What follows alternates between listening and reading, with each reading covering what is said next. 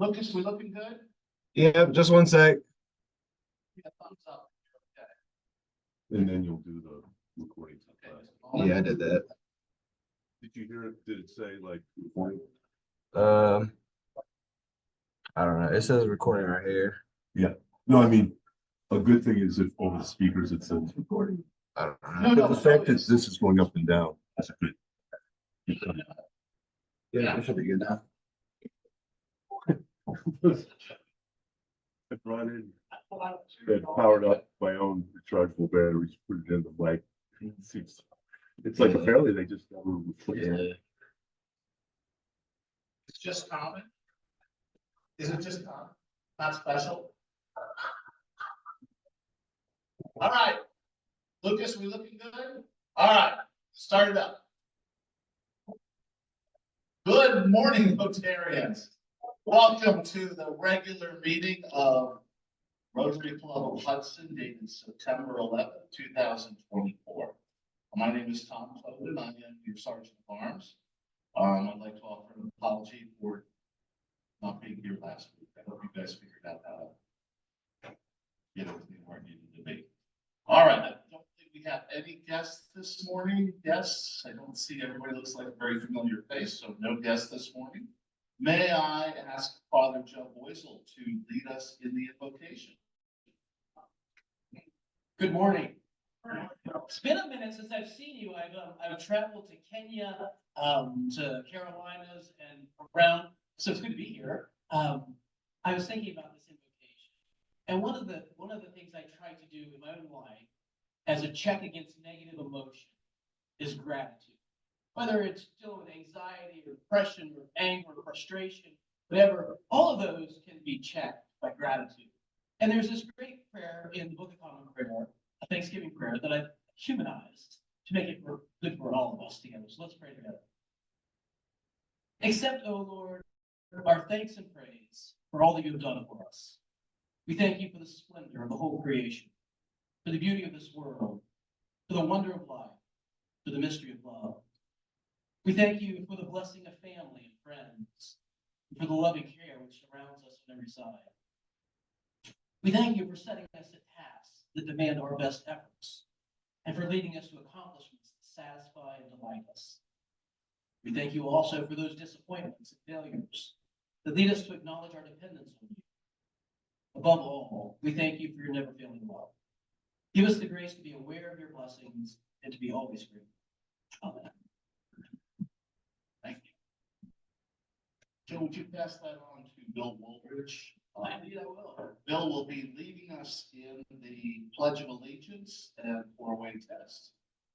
That's all right. I'm the father, Joe. And this is a very special day because it's 9/11, something we want to remember. Four-way test. Let's start with the Pledge of Allegiance. I pledge allegiance to the flag of the United States of America and to the republic for which it stands, one nation, under God, indivisible, with liberty and justice for all. Now the four-way test of things we think, say, and do. Number one, is it the truth? Number two, is it fair to all concerned? Number three, will it build goodwill and benefits? Number four, will it be beneficial for all? Well done. All right. All right. And our president, Kelly. Good morning.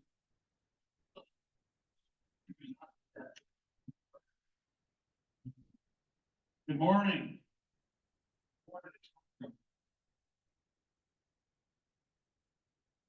Just a few quick announcements. There is a foundation meeting after today's meeting.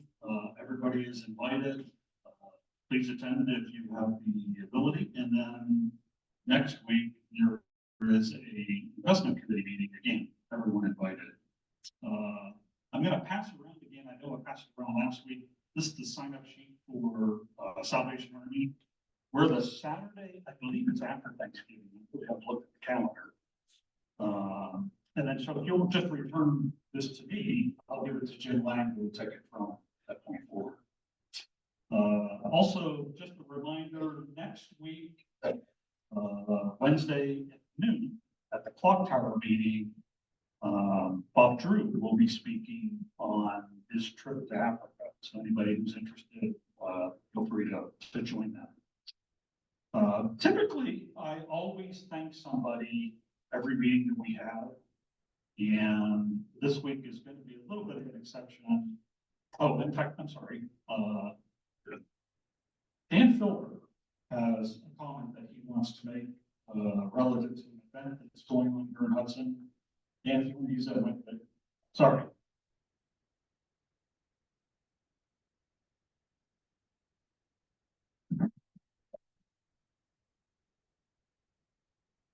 It's working. Okay, so, my wife and I are involved in some work at the forum. As we call it, and there's the biggest event coming up this Sunday. And, so they were calling out for help. We ran, Andy down, to see if we could get some waste.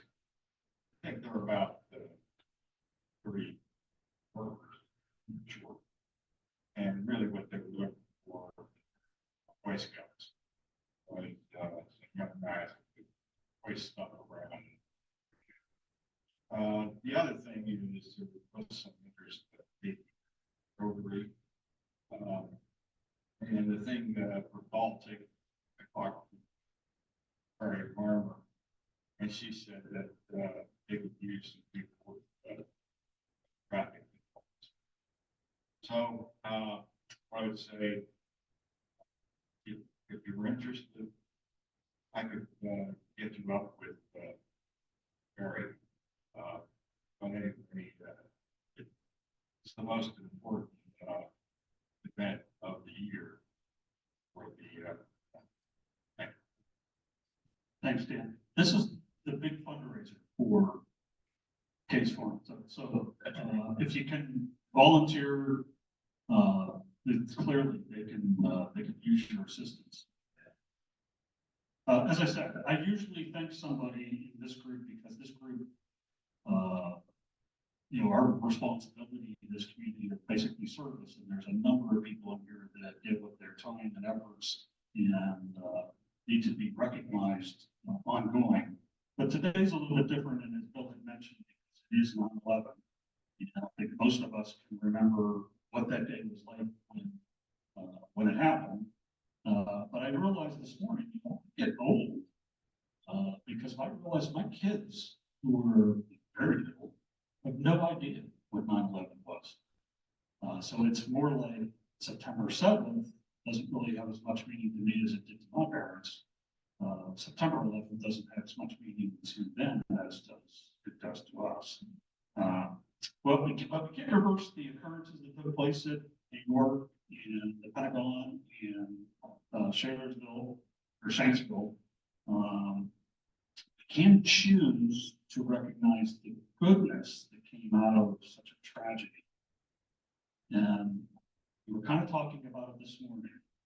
Family, friends, co-workers, neighbors, we all kind of came together on that day. We have to kind of remember that there was a lot of people that were grieving. There were a lot of people that were concerned, and you knew that for a very short period of time, as a country, we came kind of galvanized and kind of came together. And so I leave you with an odd quote from a person you'd never think that I'd quote. This is what John Madden, who is no longer with us, the former NFL coach and TV announcer, he was in New York on that day. And this quote was, I was in New York on September 11th when the planes hit the Trade Center. At the time, I thought it was a local thing. But 3 or 4 days later, and those that know John Madden know that he didn't fly, he took a bus to go. Took this bus to the West Coast, and he realized you could feel the states become united. We became the United States of America. Maybe that's what we need to take away from that. It's on this day, remember to be more united in the things that we do at a local level, at a community level, at a Rotary level, and even also at a national level.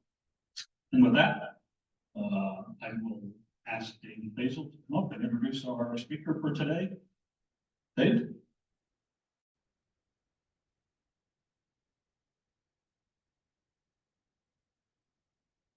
Thank you, President Kelly. Good morning, fellow Rotarians and guests. That was very, very well said, Kelly. On this day, I think it's entirely appropriate that we continue our series with candidates for elected office. Today, we invited both Casey Weinstein and John Leisler, who are running for the 28th district seat in the Ohio State Senate, to join us. Mr. Leisler unfortunately could not join us due to business and travel commitments, but we are very pleased to welcome Casey Weinstein. Casey is serving as the state representative for the 34th Ohio House District. He was first elected to that office in 2018 and champions veterans, education, and renewable energy initiatives in that office. He currently serves as the ranking member of the House Public Utilities Committee and was appointed by Governor DeWine to serve on the state's Holocaust and Genocide Memorial Education Commission. Prior to his election to the Ohio House, Mr. Weinstein served as a Hudson City Councilman from 2016 to 2019, and as indicated, he is now running for the Ohio Senate to represent the 28th district. That district encompasses all of Akron, Fairlawn, Hudson, Stowe, Monroe Falls, Talmadge, Greene, New Franklin, and Lakemore. Casey is a 2004 graduate of the United States Air Force Academy and served on active duty as Deputy Chief of Information Assurance at the Space and Missile Systems Center in Los Angeles, and as officer in charge of maintenance support at Wright-Patterson Air Force Base in Dayton. He received his MBA from the Ohio State University Fisher College of Business in 2007, and in Dayton, during his time at Wright-Pat, he was recognized as a top 40 under 40 community leader, and more recently was recognized as one of the 30 for the future by the Greater Akron Chamber of Commerce. Casey is a director for ServiceNow, an information technology firm where he manages the team responsible for business development, sales, and account management activities for the Department of Defense, including the U.S. Air Force and Space Force. Casey is married to his Air Force Academy classmate, Amanda, who serves as Director of Research, Knowledge, and Evaluation at the Center on World Innovation. Amanda has addressed me before. They have 2 young daughters and a son, Nora, Amelia, and Brady. Please join me in giving a Rotary welcome to Casey Weinstein.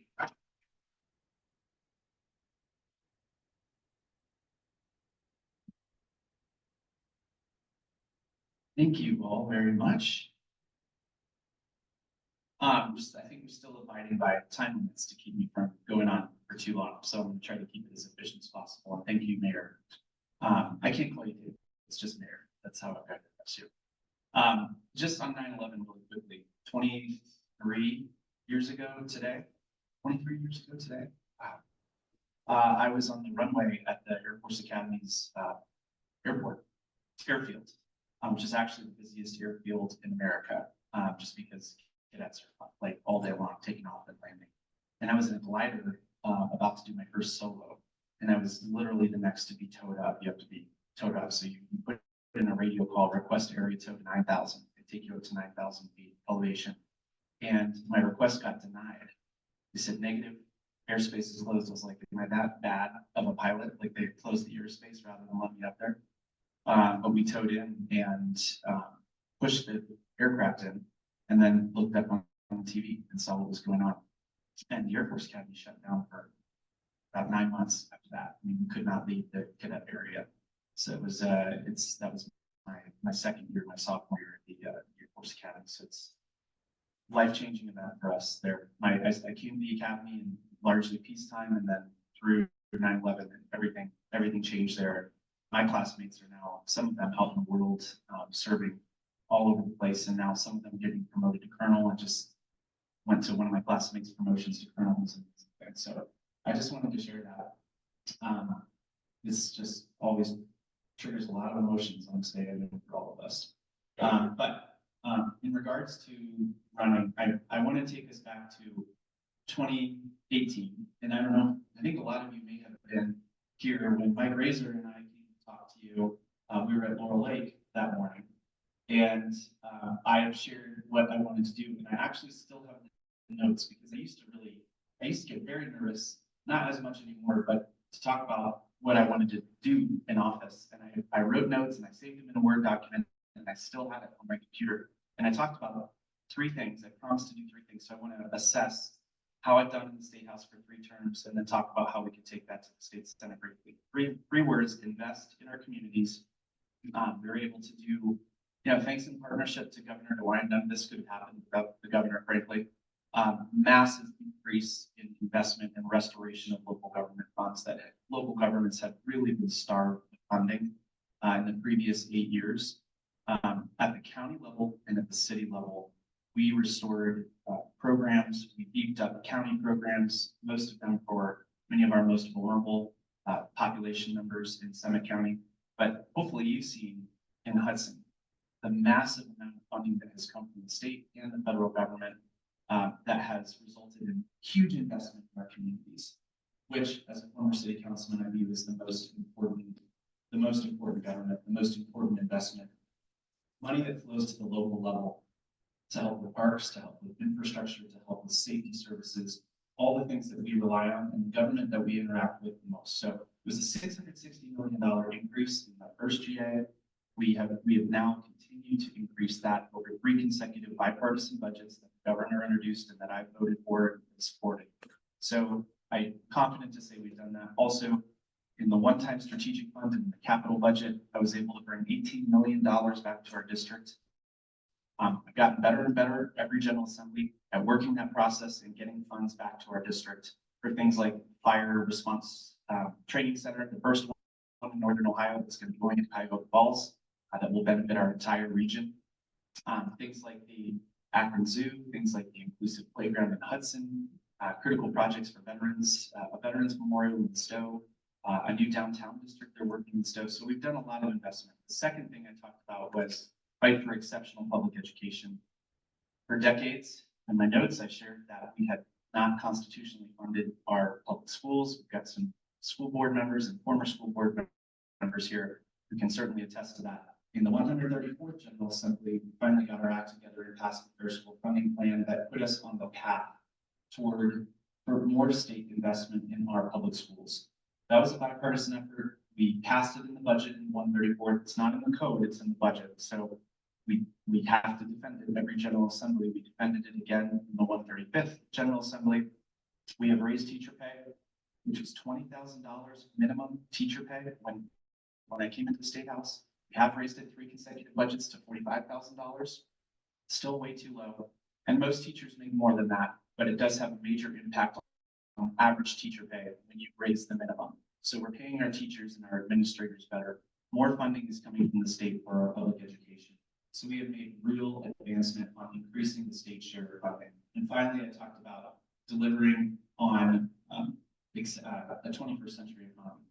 For the second consecutive General Assembly, I sit on the Technology and Workforce Innovation Committee and the Aerospace and Aviation Committees. We're the #2 state in America in the aerospace industry. People don't really know that. #2, we don't assemble jets here, but the 1st and 2nd tier suppliers, we have the biggest mass of them in the country for space and aviation. And we have really done a lot of work, bipartisan work, on those 2 committees in growing our high-tech industry. As the mayor said, I have another career. I work for a high-tech company, have my entire career since I got out of the Air Force. I bring those skills, those private sector skills, to work with my colleagues who also bring a lot to the table. And we have done a lot of things to help prepare Ohio for the 21st century economy. And you've seen some of those big announcements, but we work closely with Jobs Ohio, we work closely with TDO every day to prepare our workforce, to strengthen our schools, to provide more pathways to more jobs for more Ohioans. And the result has been real steps forward in Ohio's economy, while at the same time, really embracing our manufacturing heritage and our expertise at incredibly leading edge technology or leading edge manufacturing to strengthen and solidify ourselves as a 21st century manufacturing hub. So I'm really proud of that. So just taking stock, investing in our communities, fighting for exceptional public education, delivering a 21st century economy for Ohio. Yes, the culture wars are out there. Yes, I get wrapped into them sometimes. All of my colleagues tend to, but really the bread and butter of what we do is deliver strong communities and strong investment at the local level. I'm confident to say that I have done that. The last thing I want to say is, you know, I'm a big environmental guy. I'm in the Energy and Natural Resources for Public Utilities Committee. And the governor's been a great partner. The H2 Ohio program, which if you haven't heard about it, is a massive investment in the Lake Erie watershed, clean water. We've made real improvements there. We are in the Lake Erie watershed in parts of Hudson and a big chunk of my district. So proud of that work too. I hope to have an opportunity to continue that in the state Senate in this new district that is, oh, my time's up. But if you have any questions, I'm happy to answer them.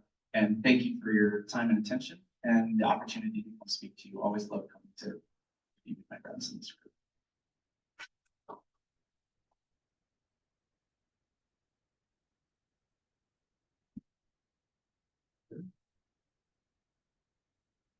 Of course, James has a question.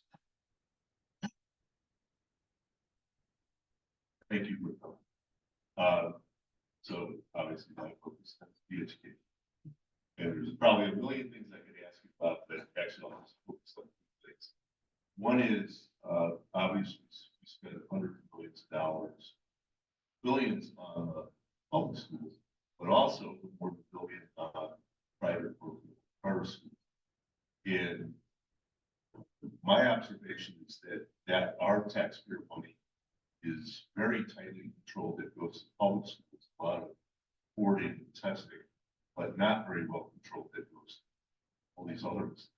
So are there ways that we can, or that you can advocate for better control of that money and the results and measuring results? And the second piece, sort of related, are what we call unfunded mandates. So a lot of legislation, it always feels like a good thing. Oh, the school should do this, that, but then the schools have to figure out, how do you pay for that curriculum? How do you train people? How do you fit that into the curriculum? So are there ways that the legislature better understand the impact financially and otherwise for these parents? Thanks, James. On point one, fundamentally, I'm somebody who believes that public funds should go to public schools. That said, it's wonderful that we have so many amazing options, even right here in Hudson, for kids to choose. And we have great schools like Montessori, we have Seton, we have great Catholic and parochial schools, CDCA, wonderful part of the fabric of our community, which I think is a great thing. What you're seeing those dollars, the $1 billion that we've diverted from public schools to vouchers, is that they're largely going to higher income families who are already sending kids to those schools. So if we're going to have a voucher program, and we are, it's already established, so I can't stand up here and realistically say we're going to end that. It should be more targeted at families. I think districts that are failing, although we should keep those districts whole. It should not be a situation where, okay, your district is struggling, now we're going to take money from you, and it becomes a vicious cycle of disinvestment and the district does worse. We should support those districts while providing choice to those kids in certain targeted areas and families that need it. So what we've been doing is taking the income levels and blowing them up. We're at like 700% of federal poverty levels, which is like 95% of Ohioans at this point. And the vast majority of those families were already sending their kids to these schools. So when I meet the superintendents, we have a big Summit County meeting once every couple months, and we had it recently. And I asked them about enrollment, and it's stable. Their enrollment's stable. They're not seeing kids leave public schools and go to these private schools. So that shows me or tells me what they're seeing is that it's going to subsidize folks who have already made the choice to go. So the bottom line is when it comes to vouchers, yes, on accountability, if they're going to take public funds, they should have to meet the same standards and accountability that our public schools do. And when we do vouchers, it should be targeted at the districts and the families who need it most. And again, wonderful to have choice for families in general. The second question was about unfunded mandates. I always struggle with two-parters. I always forget what the part. But that was about unfunded mandates, and I'll give you an example. There was a data privacy law that we passed this General Assembly. It passed in a bipartisan vote. I voted for it, full disclosure, and I think it's a good idea, but it was not well crafted. And now I'm hearing from CIOs in the district, as are my colleagues, saying this is going to be really difficult for us to implement. Its requirements for, it may not be on your radar yet, but I think it's going to be a challenge that the districts have to report any websites or anything outside that students are hitting with their Chromebooks. If they go to YouTube, then that has to be documented and reported to the parents, which again, in theory is a good thing, except districts are telling me, Cuyahoga Falls in particular, they don't have the resources to respond, to do this right now. So the bottom line is communication. We have to invite them down. We have to. Well, so I'm going to try to take it down and get an amendment done to that to give it a little bit more flexibility. Oh, what do you do with the information? Are you talking about the law?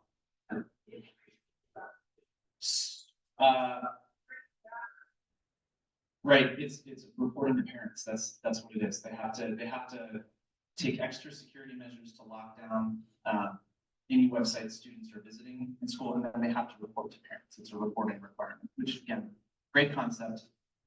Very difficult, they're finding for them to implement. They're going to have to invest in new software. They're going to have to spend a lot of time compiling and building these reports. And this isn't something that I'm hearing a groundswell from parents demanding. Like it's, I actually get a report of every website my child visited on every laptop once a week. So it goes a step beyond that. And what CIOs are telling me is they weren't consulted properly as this was crafted. So we have to do a better job of communicating. My time's up.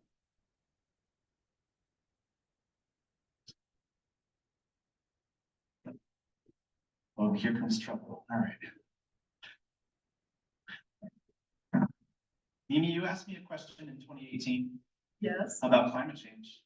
I'm going to ask you again. All right. The question is this. From the local perspective at the government level in Hudson today, climate change isn't a thing that you can go to the city council and expect them to support local initiatives that address the planning for adaptation in certain arenas. And my question has to do with the reality that Hudson is still locked in to 50-some years old. Which is like more than 40% of our energy creation budget. But the plants in Illinois from which we get that have been ordered by the state to close. We have no advanced plan. So my question is, what does the legislature have, if anything, to do with encouraging that transition to renewable energy at the local level? Hudson is being left in the dust by all of the counties and some of the communities in Summit County, and it's going to be a big local problem. Yeah, well, I first want to say the deluge of rain that we got last month is an example of the type of extreme weather that's we're going to see more of. And that, I grew up in New Mexico, and I visited my parents and who still live there last month with my kids, and the fire seasons, folks don't dispute it there anymore. The fire seasons are hotter, the climate is drier, the peak temperatures that every summer has been hotter than the next. It was oppressive while I was there, and I don't remember that as a kid growing up there 20 years ago. So you're very connected to it. There, it's a little bit harder to see in Northeast Ohio. We're actually a very climate resilient region, except to say these extreme weather events will continue happening, and they really, when they happen, it becomes very real. When it comes to the work, I'm not going to get into HB6. I think we talked to you about HB6. What I'm trying to do now is turn the page as ranking member on the Public Utilities Committee. We have a lot to do with how to transition our state into a more resilient and green energy mix, and that mainly has to do with siting. So PJM, which is our regional grid, we're part of a 13-state regional grid. It's the largest grid in America. They operate, we're like our own little country. They operate our electric grid.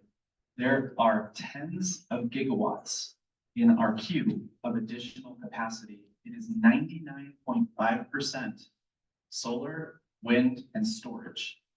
40 gigawatts of storage. You think storage is just coming online? There are 40 gigawatts. That's 40 nuclear power plants, equivalent power worth of storage approved by PJM in our queue, waiting to be sited. What does storage do? It solves the intermittency problem of renewable energy. So when the wind is blowing, when the sun is shining, and supply exceeds demand, it captures it and then it disperses it. And it is much more efficient than peak plants that you have to fire up, like a natural gas plant or a coal plant, when you need more energy and say, fire that coal plant up. It's much more efficient to simply disperse it in storage. The problem is siting in Ohio. And this is where we are getting blown away by Pennsylvania, Indiana, Michigan, and many of our Minnesota, most of our Midwestern states, who are bringing this into their mix. And we're not allowing, we're putting every bureaucratic hurdle we can in Ohio. And I want to say, this is private landowners. This is not public lands that we're talking about. This isn't even like the solar project that I was proposing here in Hudson on the old YDC land. This is private landowners who want to bring solar onto their property. In the case of a lot of them, agrivoltaics, where they keep the land in production, which we did get one solar plant approved. It's agrivoltaics, and if you haven't heard of this, it's a great concept where they raise the panels and they keep land in production. We're preventing them from being able to produce homegrown energy in Ohio by giving local municipalities and counties a kill switch on these things. Even beyond the 1,000-foot setback rules, even beyond the incredibly onerous restrictions that these renewable energy providers have to provide, we're making it near impossible to site. So that's the problem, is getting the metal in the ground. When we do that, we will have a much greener, more efficient, cheaper, because the economics are winning out in terms of what energy is in queue. We'll have a much stronger grid, and we really are falling behind our neighbors who are just putting gigawatt scale projects in the ground and making their grids more homegrown, more resilient, and saving consumers money. Meanwhile, one HB6 note, we're still paying $500,000 every day to bail out 2 coal plants as part of HB6. Last minute deal that Larry Household made with AEP, one of which is in Indiana, an hour over the border. We're spending this is us. We're all spending $500,000 to subsidize 2 1950s era coal plants that are no longer economically viable every single day. $500,000 every day. And when an era of inflation and concerns about costs, we have to stop doing that.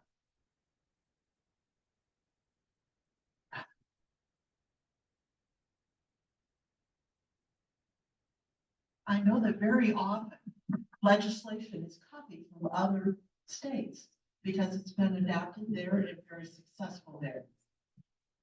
This year, I installed a heat pump. And if I had lived in New Hampshire or Maine, I would have had a very nice state subsidy. And not a dime in Ohio. Can you address that, please? So heat pumps are this dramatically more efficient. I mean, it's on the scale of 90% more efficient to heat and cool your, well, I think it's just heating your home. I don't think they cool your home. They do both. I don't have one yet, but, I follow Dr. Ortiz's posts. He literally maps out the savings he got from his old HVAC as heat pump. That is something we should be incentivizing because it creates dramatically lower demand on the grid. And if in Ohio, we're not going to allow more supply, we have to at least work on efficiency and reduce demand to ensure that we have a resilient and adequate supply of energy.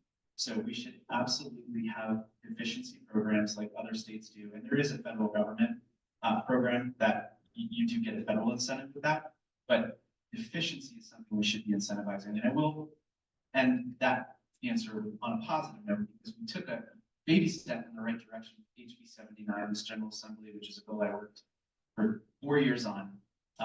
And is a bipartisan bill with Bill Seitz. If you've never heard that name, Bill Seitz has been #1 enemy of renewable energy and energy efficiency programs over his 30+ years in office. He's in his last term. He's softening up on us and he agreed to work with us on this bill.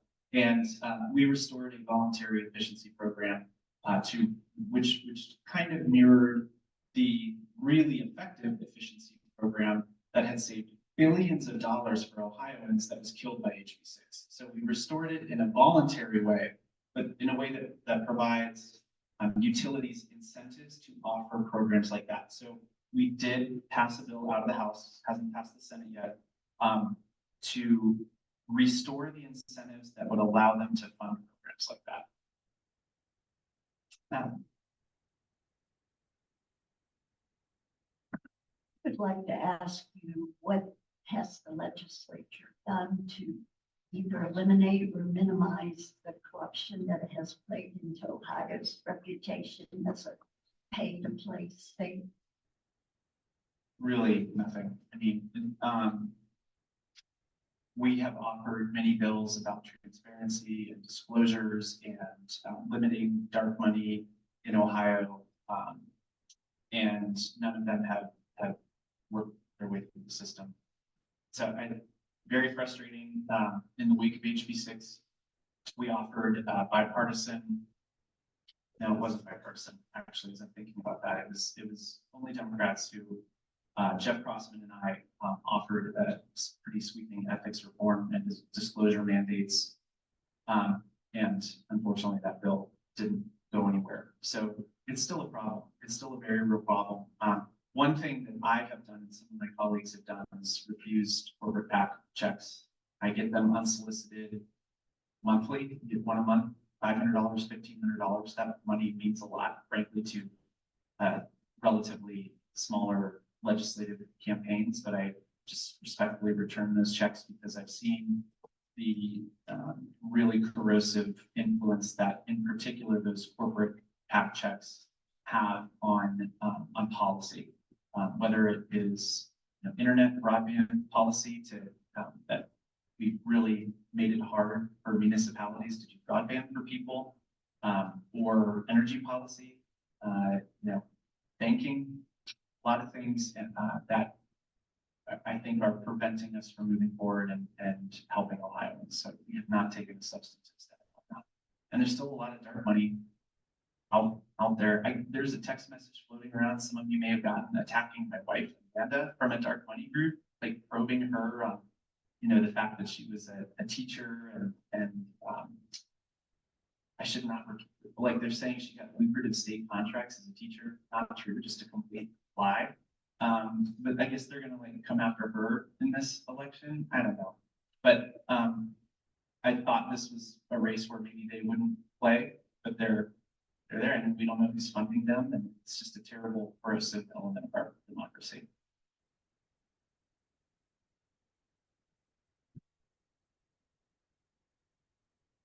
Thanks for coming, Casey. Medicaid expansion has been life-saving for many families, many adults with mental health issues. And there's always worry out there that they'll stop it in this state. Don't know if there is any talk about that among your Republican colleagues. it's not, it's a system that's got more complicated as a provider. The oversight now adds another layer that, yes, you need to have oversight, but you have to spend so much money to get, prior authorizations and things like that. Is there any thought about either expanding Medicaid even more, or has there been thoughts about restricting? Thanks, Councilwoman. No, there's no real movement to repeal the Medicaid expansion. It's, I don't see that happening. It's a great thing that Governor Kasich did. And it's come too woven into the fabric of Ohio, and folks really count on that. So I cannot see us. Plus our fiscal state, it's very healthy in the state of Ohio. We budget pretty conservatively, and I just got the report yesterday, for like the 8th straight month we're above our budgets for receipts and revenues. Our rainy day fund is full. We were able to, we're in an invest mode in Ohio, which is a great thing. What we have had to work on are reimbursement rates in Medicaid. This is so important because these are the folks like the healthcare workers who go into people's homes, who help people with, profound needs, or elderly folks who need care in their home. Those rates were stuck at like $10, $11, sometimes less. And I was invited to a lot of facilities over the last 3 years in Summit County where folks are operating in skeleton crews, couldn't keep their folks because you can walk into Target and make 18, or Starbucks and make 20 bucks an hour. And these folks were working for 10 and a half, a lot of times just out of care and love for the job. You really can't live on that. We did dramatically increase Medicaid reimbursement rates in this budget. So that was a bipartisan effort, which is a great thing. So what we have had to do in the auspices of the Medicaid program is provide the right reimbursement rates to ensure access to care. We took a really big step and we went up to 17 and a half. And that will continue stepping up to allow for more competitive wages for the actual healthcare workers who are providing that access and coverage. Thanks for the question.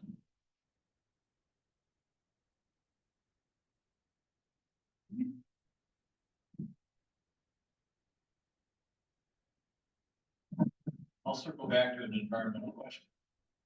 PFAS, microplastic. I mentioned Indiana, Michigan, dealing with renewable energy. At the state level, they are either looking at or acting state provisions dealing with PFAS and microplastic. Ohio is one of many states who don't seem to have anything. Is that on anybody's radar screen? Excuse me. So there is no official statewide program dealing with PFAS, but there is funding in the H2 Ohio program that allows us to do pilot projects and allows us to work on clean water access. And one of the big concerns about PFAS is getting into the water and people ingesting it and it creating a whole host of health problems. And they're detecting this in our body at potentially dangerous level, and in particular our kids. So that's something that we should look at. And frankly, I don't know of the specific program, but it's a great idea for us to look at within the H2 Ohio program. That program passed in the 133rd General Assembly, which is my first term.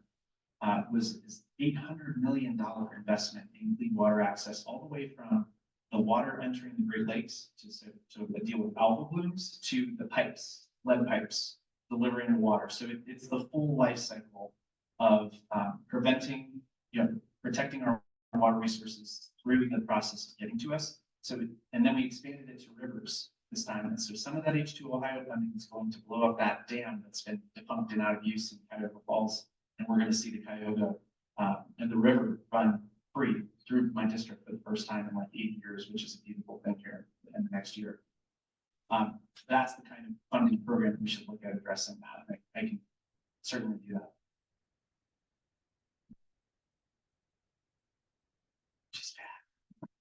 This isn't PFAS, but it's something that is becoming increasingly obvious, and that has to do with nurdles.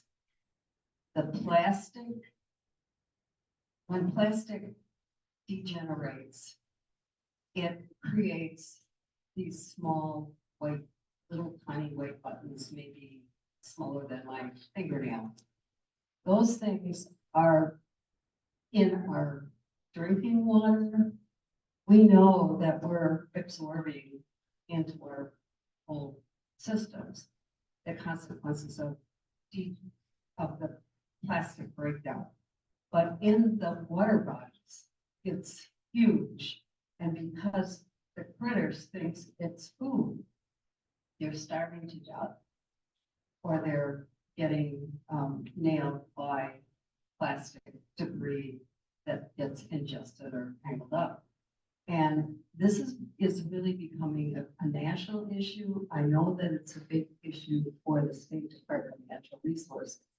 And so my question is, have you had any inkling or any demands or legislative attention to reducing the input of that kind of plastic? Because it's, you know, it's in the straws, it's in the cups, all that stuff that people throw around. As it breaks down, it just moves into smaller and smaller and smaller particles. Nothing at the state level, no, that's gonna be a city-led initiative. That's a Lake Erie level. Well, and it's definitely something that, NORCID, Northeast Ohio Regional Sewer District, which is great work, or again, under the auspices of the H2O pilot program, look at how to address that. And then at the federal level, it's called the GLRI, Great Lakes Restoration Initiative, which is Dave Joyce has been a great defender of, Amelia Sykes has been a great defender of. So we've got levels that we can work that at. Yeah. Nurdles. I learned a new word. Sounds like a cereal. Yeah, it might be in my breakfast cereal. Okay. Casey, first of all, full disclosure, thank you for your support, for the local Scout Ground Break Council getting, funding through, Huntsville for the Skill Trade Dedication Center. We're about to break ground on that. So we are going to be breaking ground on that in November, and, help with your help and Representative Romer and Senator Rover's help, getting that fund. One of the, I'm going to ask you the same question I asked our few state representatives, that housing is becoming increasingly more expensive for families to get the American dream and buy their first home. There's an estimate that I heard on the news last week that we need to build 10 million homes in the next decade in order to drop the housing costs back down to where they were just 5 years ago. What can we do at a state level to help with that housing cost? And then the follow-up question is, with every 5 retirees right now in skilled trades, there's only 2 people going in. What can we do to incentivize our young people to go into this? Oh, a two-parter. Okay. Check it out. The first, regarding the first question for housing, it's tough at the state level since zoning is done at the local level, and a lot of the resistance to housing projects, especially affordable housing projects, as we have seen in Hudson, comes at the local level. And, you know, honestly, I don't have a really good answer at the state level, except to say, property taxes is something that we can work on, making sure that it's not just about getting into the home, but that folks can stay in and live in that home and making that more affordable. And we have a bunch of bills, actually some bipartisan, to work on controlling property taxes, which I know hit everybody this year, like homestead exemption expansions, 70/70 bills where you're over the age of 70 and your AGI is below 70K per year, your property taxes are frozen, things like that. When it comes to affordable housing at the state level, I don't have a great answer for you on that, and that's something that I need to look into. But at the local level, you know, we have great space in Hudson. downtown that I think would be fantastic to offer empty nester housing or, you know, mixed use kind of housing that would allow for people to stay or move into Hudson. And we need to find ways to smartly grow our population here. We're not talking about becoming Akron or Cleveland or Cincinnati. We're just talking about ways to create pathways to smart growth. So I hope that council, putting this on the councilwoman here, can find a way to do something at phase 2. And then, you know, I hear of other future properties that might become available for housing. So I'm hopeful that we do that. And in communities like Hudson, we have to learn to embrace affordable housing. We really do. There's a lot of fear mongering that comes with it. We have to do that. At the state level, I don't have a good answer for you other than property taxes and what we can do. You know, I certainly think we can use the tax code to mirror something like that. I think both presidential candidates have some kind of incentive to get into help with first-time home buyers. Maybe we can look at a tax credit for first-time home buyers to get folks, you know, into homes. And we're talking about the young people, especially who we really want to retain in our state. Something I'll look into. Thanks for the question. Oh, there was a second part. Skill trades. We have a 5-district compact here in that we're part of, 6-district compact. And that is a phenomenal resource for kids who want to go into the skill trades. And I think more and more kids are choosing, young people are choosing that. Our unions at no taxpayer expense provide incredible training and education. In Richfield, if you haven't been to the Carpenters Training Center, it's phenomenal. They fund it completely with union dues, and they bring kids from high school through an incredible apprentice program, and they go out and they can make $40, $50 an hour and make incredible wages working on commercial or residential projects.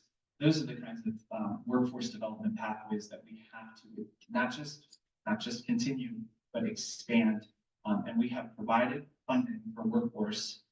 This has been a priority of the governor too. We have provided a lot of funding for workforce expansion and creating more pathways. And so I'm committed to continuing to do that. Thanks for coming, Casey. Sir. Just a question, maybe 5,000 feet. Seems like every decade, some advance made for advanced technology. I'm speaking of AI.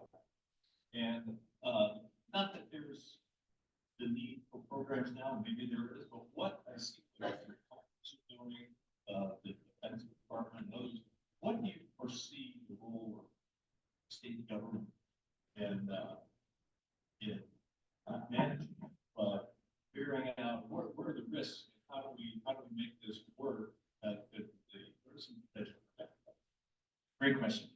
When it comes to, I'll get to safeguards, but the first part, in order to embrace and benefit from the AI revolution, which in my other hat, I do work for this technology company, and AI is absolutely the present and the future. It comes down to workforce. We have to have a workforce who can participate in the AI economy. Data is the new oil. I'm telling you, it is incredibly important that we have the workforce because the jobs will come where the workforce is, especially in that industry where there's remote. My job's based in Virginia. I work in Ohio. I work from my home in Ohio. We have to invest in our higher education institutions to provide pathways for kids to go get educated in that space. That will allow us to fully realize the gains from this boom in AI that is here and really is coming. And it really will. Just yesterday, swearing my other hat for a second, our company demoed our brand new release, which is our first with AI. And they're talking about taking workflows where, whether it's onboarding or IT service management or operations or finance, and taking them from hours to seconds, these processes. It's going to dramatically change how we operate in business. It can dramatically change how we operate in government, and that's the work that we're doing in the Technology and Workforce Innovation Committee that I'm on. We're looking at how to bring that into government.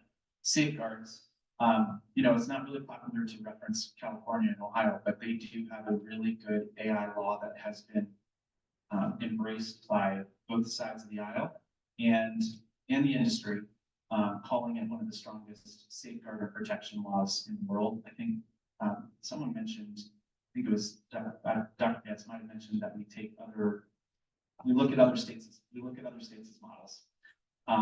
That's an opportunity for us to look at a state where this industry started really and say, how are they safeguarding people's data, and how are they ensuring that, you know, we don't have a Skynet situation, and make sure that we do this in a responsible way. So I've already taken a look at it, and in our committee, we're already taking a look at that law and seeing how we might be able to adapt that and provide safeguards for Ohio. So again, we have to have the workforce to take advantage of it because it's coming, and we have to protect consumers and do it the right way. So those are both issues that I'm working on. Thanks.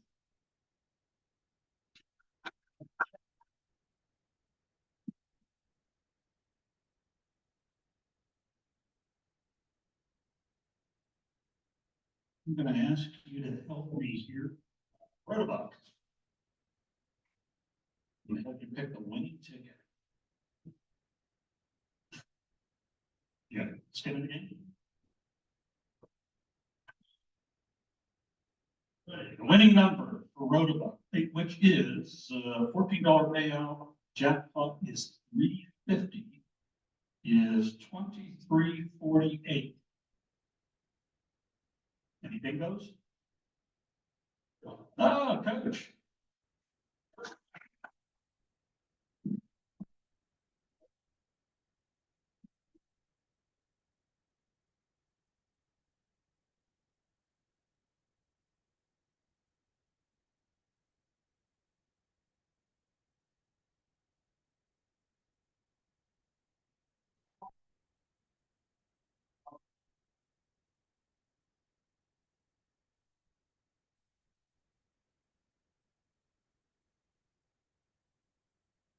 Thanks for your presentation today.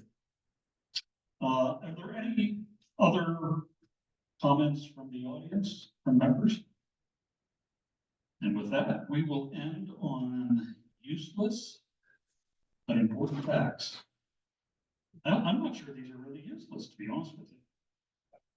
So the second American in space had hay fever and was almost disqualified from astronaut training until NASA realized there's no pollen in space.